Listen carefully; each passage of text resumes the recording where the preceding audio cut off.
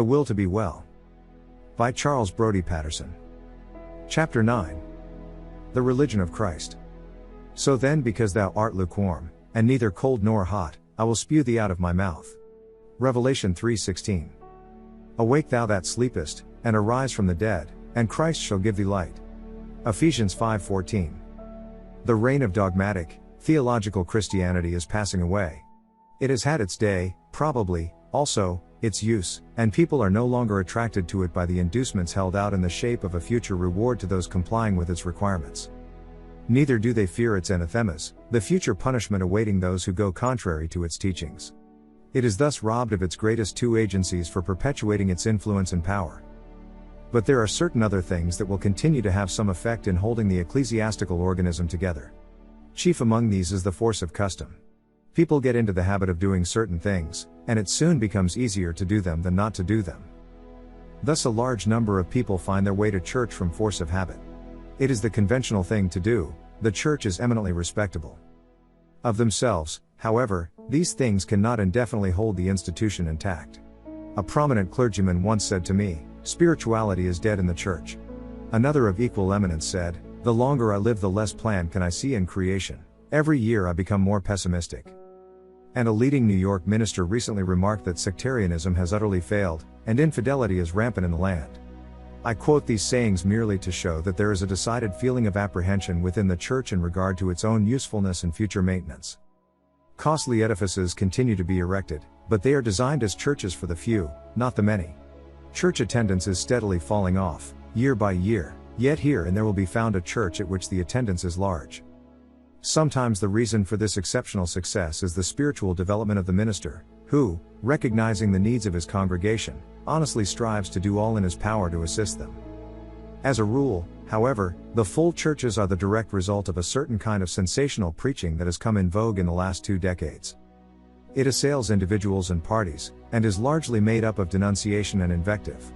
Such preaching engenders anger and strife, but very little of the love of Christ, yet it undoubtedly proves attractive to a certain class of people.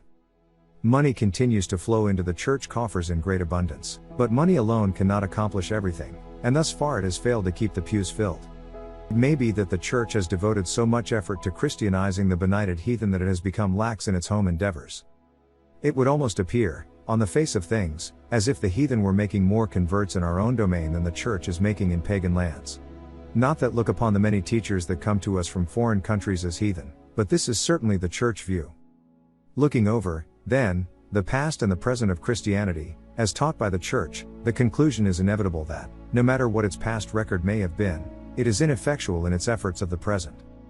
We are thus led to ask ourselves, is Christianity a failure? If viewed from the dogmatic, theological standpoint, it is not only a failure but a colossal one, in that it has perverted the very teachings of its founder. If we turn to Luke 4:17-20, we will find what Jesus declared his true mission to be. It was certainly not to construct a vast ecclesiastical system.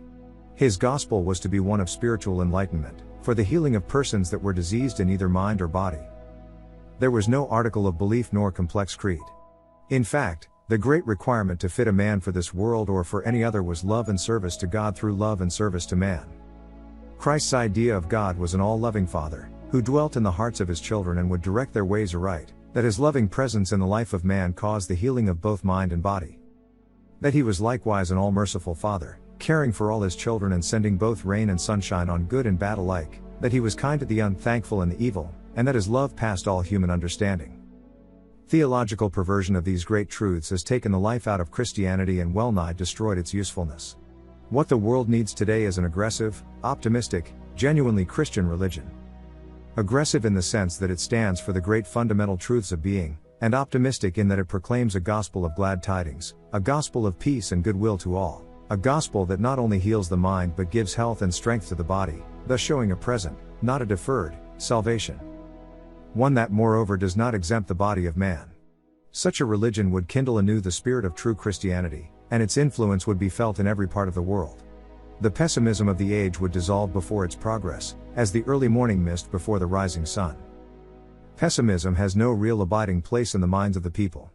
It has been fostered by the lack of spirituality in the church and the materialistic tendencies of the age. It is made up rather of the things men don't know than of what they do know.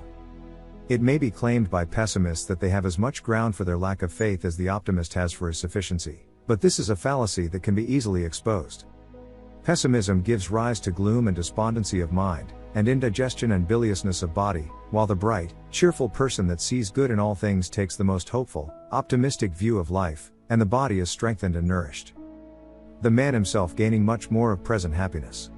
Leaving, then, all question of future good out of consideration, the optimist, with his faith centered in the love of good, is infinitely better off than the one lacking in such faith.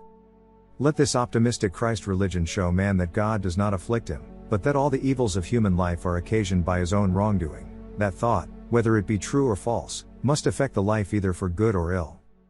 That it is only as men come to a knowledge of their own powers and possibilities, properly using the talents wherewith they are endowed, that the health and happiness of life become abiding states.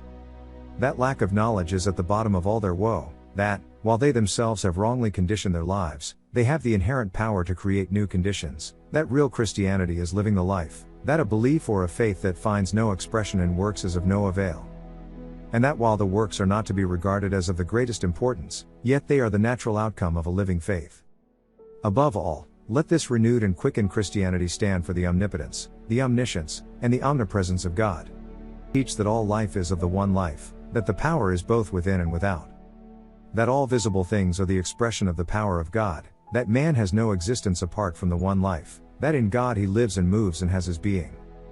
That all intelligence is one intelligence, entering into, controlling, and directing all things, that each soul is one with the great creative spirit, drawing its life, its love, and its wisdom from an eternal fount. And that man is related to God as a child to his parents, therefore, that all men are brothers. People are hungering and thirsting for a faith that, ignoring non-essentials, goes directly to the heart of things, one that, ignoring outward works, has its inception in the life. The chief obstacles in their path are the dogmatic creed and the sectarian spirit, as put forward by the alleged spiritual teachers of the people. Let not these leaders bewail the fact that infidelity is rampant in the land or that the power of evil seems greater than that of the good, rather let them reverse their methods by putting aside the old things that have hampered their progress.